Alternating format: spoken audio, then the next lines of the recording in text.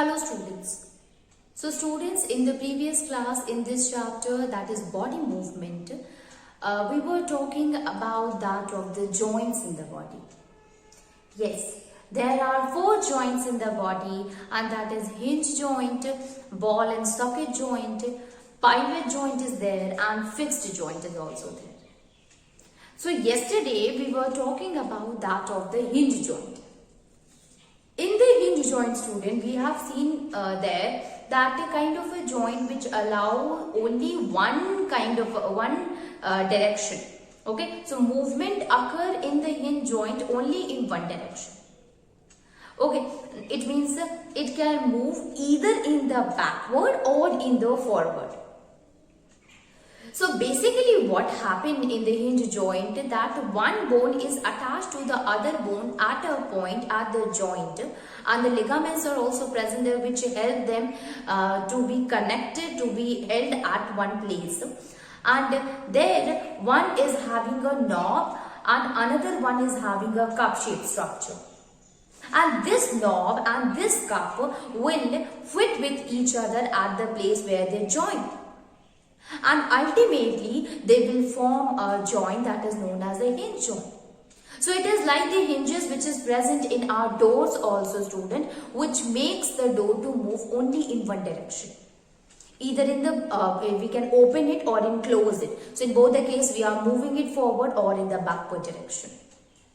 So a hinge joint is the joint in which the movement can occur only in one direction. Now you see that where are these hinge joint is present in our body. So you see that it is present at our elbow, it is present at knee, it is also present in our finger. The finger joints is also of a hinge joint, as well as it is present in the jaw of our body, a jaw which is attached with that of the skull. So skull is having the fixed joint. We cannot move the other part of our skull. But yes, we can move our jaw while talking. You see, it keeps on moving upward and downward, which shows that it can move only in one direction. Okay, the same thing with our elbow. We can easily fold it or we can open it. So we can show only one kind of a movement. Same thing happened with our knee. So you can fold your leg or you can open it. It means you are moving it in the forward or a backward. Fingers also the same. So here by all we have seen that one knob is there, one cup is there in all the cases, and they join together to form a joint that is known as hinge joint, and there is strong connective tissue, that is ligament, is also present, which help it in connecting the two bones together at a place. Now let us move on and try to understand the next joint, and that is ball and socket joint.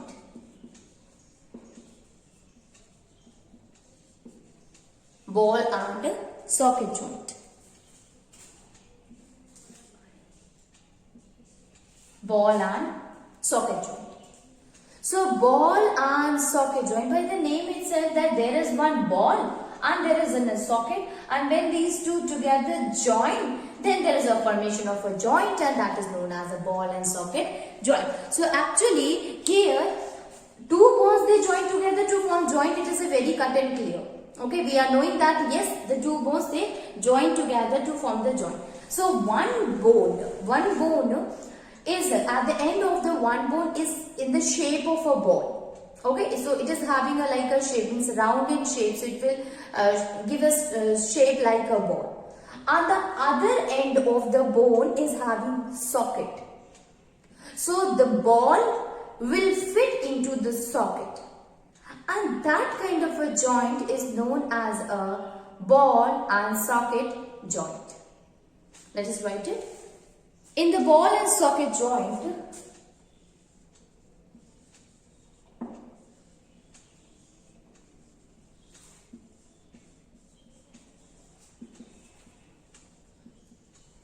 one end of the bone has a round shape shape like a ball. Like a ball, which fits into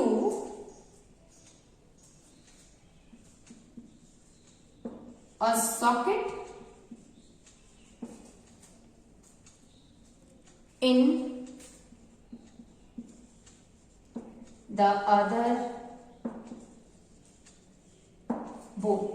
So you see, in the ball and socket joint, one end of the bone has a round shape like a ball, and the other one is having a socket like a structure in which this ball shape bone fits into it easily. Okay, so that we call it as a that kind of a joint overall is known as the ball and socket joint. Okay. Now we have seen in case of a hinge joint that there one knob is there and a cup is there which fits with each other, and due to which it will show a movement, and that movement can occur only in one direction. Is something happening in case of a ball and socket joint? No. Here if we talk about this joint, so we can move that body part which is having the ball and socket joint in any direction.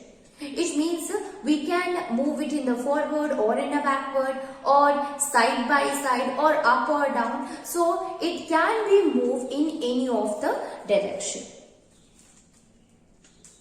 So in the ball and socket joint,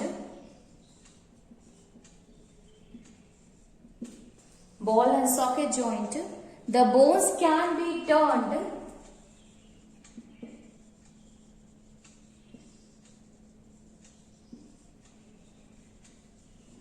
in any direction.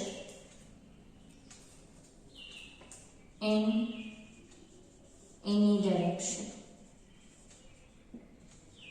That is backward, forward, backward and forward, side to side, side to side, and even rotated. And even rotated. Okay. So ball and socket joint, it provides the free movement. It means it can be turned into any of the direction. It can be moved. Means if if a body part which is having this joint, that is ball and socket joint, it can be moved in the forward as well as in the backward. It can be moved in the side by side as well as we can rotate it also. So it will allow much more movement. It allows much more movement. Much movement than the hinge joint.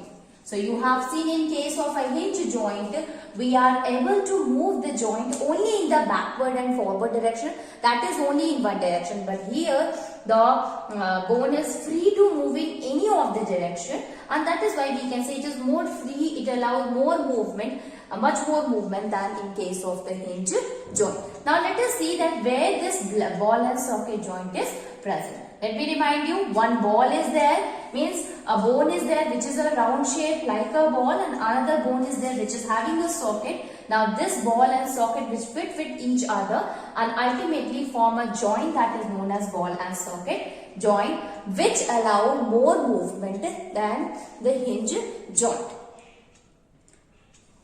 Okay, so this ball and socket joint mainly present at the shoulder. It means our shoulder and our arm is connected to each other by a joint that is ball and socket joint, and our hip bone, that is pelvic bone, and legs, thigh bone is attached with each other by a joint that is known as a ball and socket joint. Okay.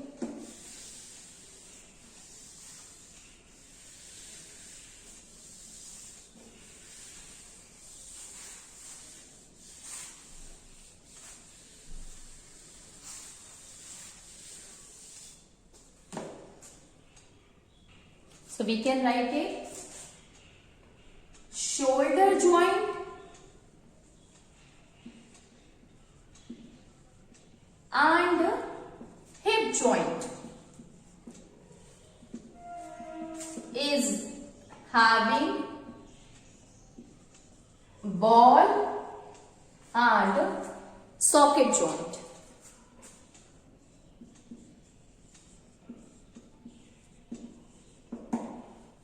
Okay, it is having the ball and socket joint. Okay, whether it is a shoulder joint or that of the hip joint. Now let us see how is it so. You see students, in case of a shoulder, if suppose you are standing and you want to move your hand from your shoulder, if you want to move your arms, so you can move it in any of the direction.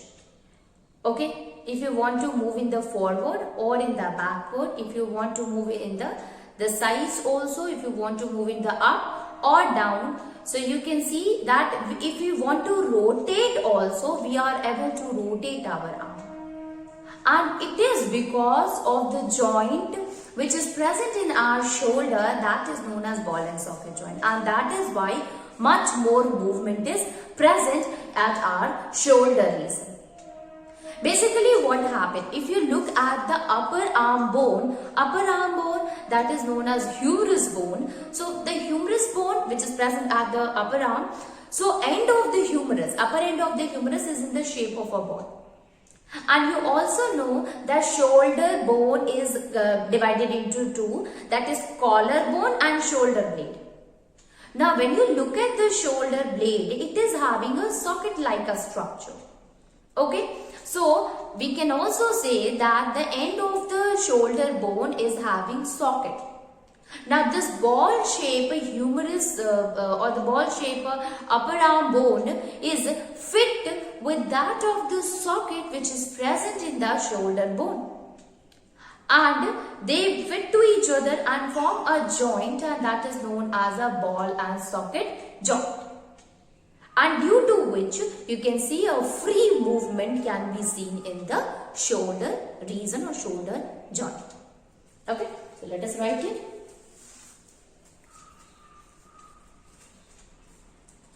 If shoulder joint, if we talk about the shoulder joint.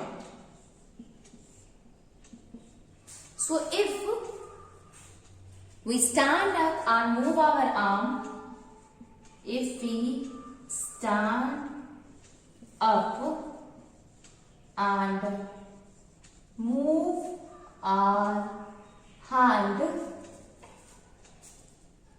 move our arm,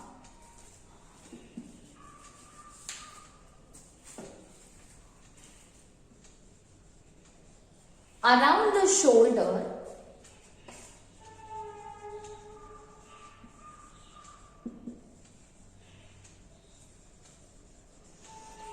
shoulder, we will find that we can move it. We can move it in the forward direction, in the forward and backward direction, side to side,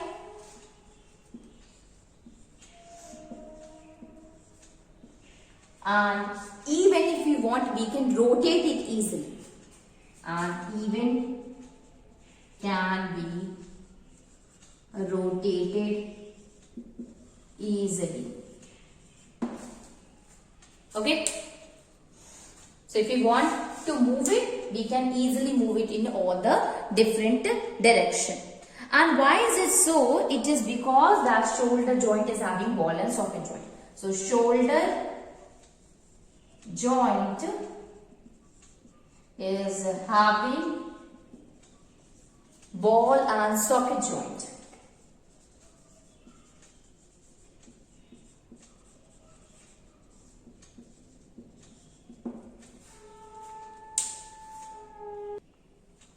Now basically what happened here, if you look at the shoulder joint, you will find that is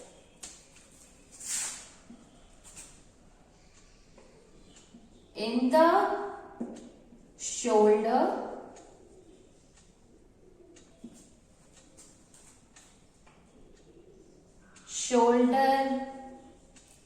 blade is in the shape of socket, and the upper arm of the upper end of the arm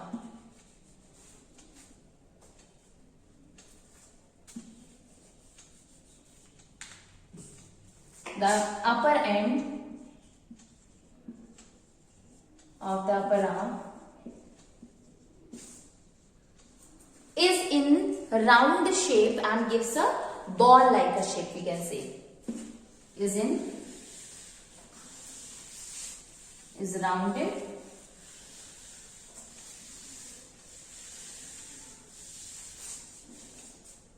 is in a round, or we can say is round in shape, is round in shape and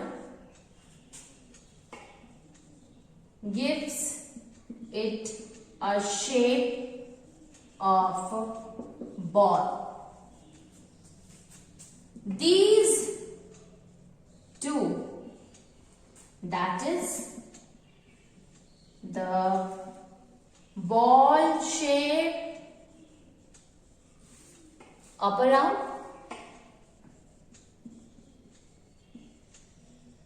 and the socket of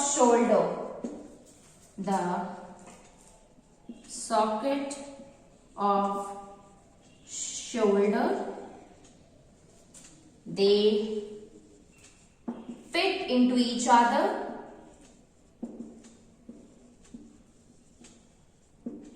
and form a joint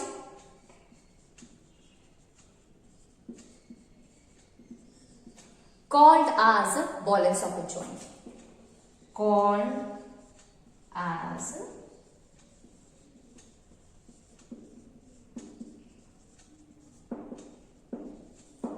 So this is what? This is the ball and socket joint here, students. Okay, and since the ball and socket joint is there, so it will allow more, it will make it to move more freely in any direction. Okay, so ball and socket joint, this joint helps the arm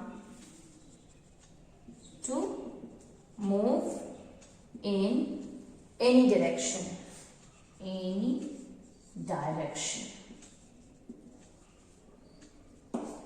Okay, so this was all about that of the ball and socket joint in case of the shoulder joint. The same thing happened at the hip joint also. There also your thigh bone is there. Thigh bone is also known as femur. I already had informed you about it. That is, thigh bone is the longest bone in our body. Okay, so that femur, it is also the upper end of the femur. If you will see, it is like a ball shape, and the hip joint is having the hip bone is having a socket. So that ball shaped thigh bone and the socket present in the hip bone will fit with each other, and these two bones, they join together and form a joint that is known as a ball and socket joint. So if suppose you want to stand and you want to move your leg freely, you are able to do so. It is because if you want to move your leg, you can move it in the forward, in the backward. You can easily rotate your leg also if you want. It is because of the ball and socket joint which is present at the hip and to your legs, and ultimately provide a more freedom to move. Okay, so this was all about the shoulder joint. Now let us see what happened in case of the hip joint.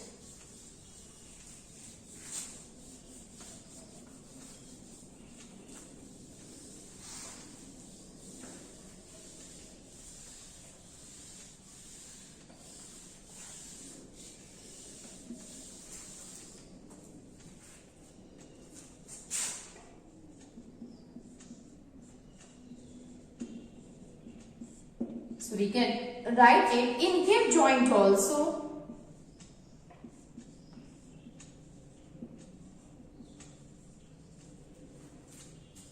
Ball and socket joint is there.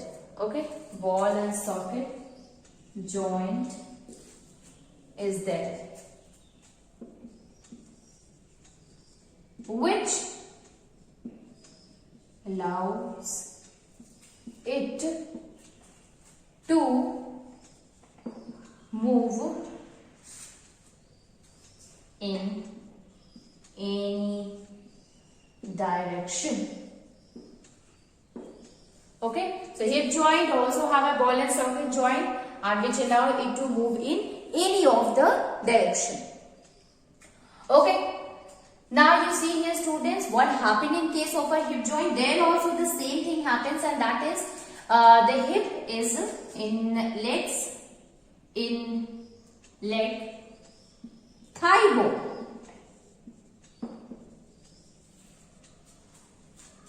On the upper end of the thigh bone.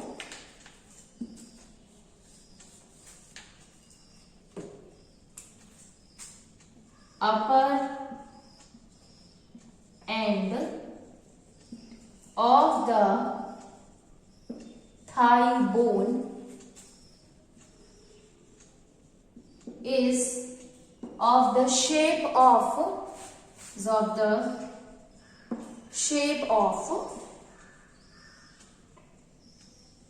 ball, and socket is in the hip bone. Okay, now this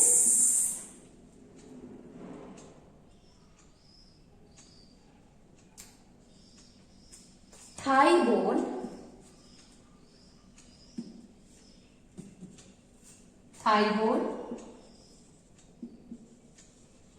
fits to the hip bone to form ball and socket joint.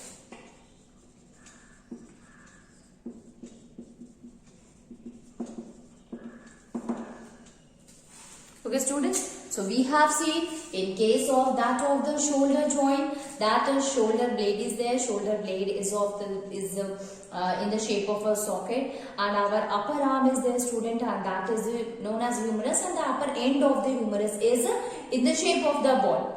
Okay, now this ball like a shaped bone will fit into the socket, and that is why the name is ball and socket joint, and you know that this joint will provide more movement. Okay, and that is why we are able to rotate our hand very easily around the shoulder. Same thing happened with the hip joint.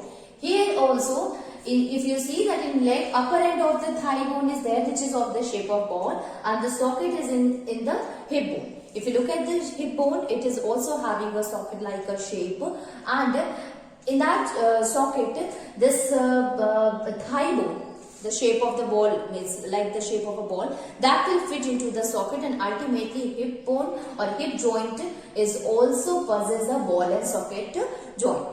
Okay, and because of that you are able to rotate your legs around the hip region or the pelvic region very easily because of this joint. Okay, so this was the ball and socket joint. Now let us move and try to understand the another kind of a joint, and that is known as a pivot joint. So this is the third kind of a joint that is known as pivot joint.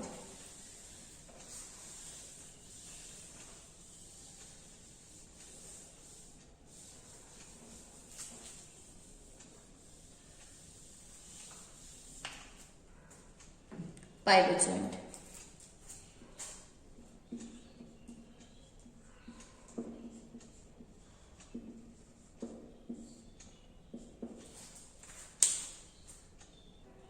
So if you look at the pivot joint, basically it is that kind of a joint which is present at our neck. So a cylindrical joint, you can say, which consisting of a ring.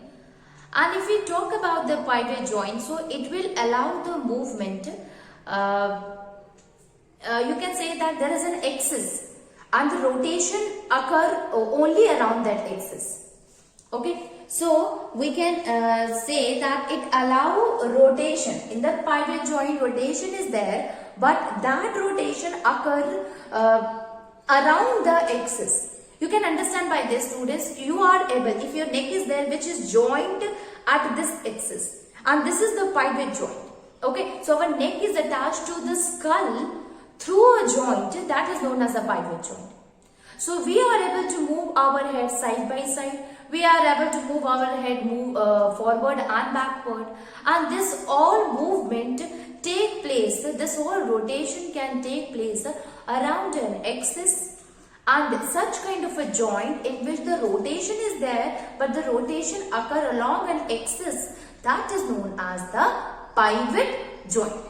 So such kind of a joint is present around our neck, as well as this joint is also present in the near to that of the elbow, that is near to the radius and ulna, which is a part of our forearm.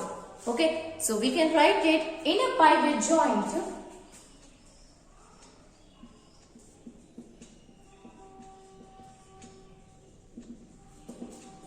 A cylindrical bone turns in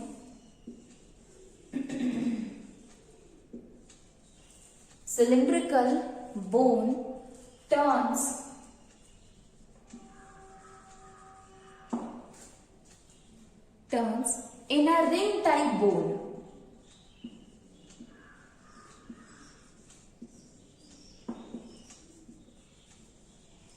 A cylindrical bone is there which turn in a ring type of a bone. And we can also say that the pivot joint allows a rotation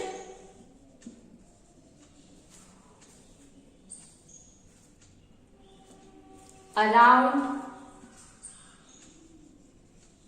an axis. Okay, so we can say that in a pivot joint, a cylindrical bone is there which used to turn into a ring type of a bone, and if you look at the pivot joint, rotation occur, that rotation occur around the axis. Now pivot joint, basically it exists, a pivot joint exists between our skull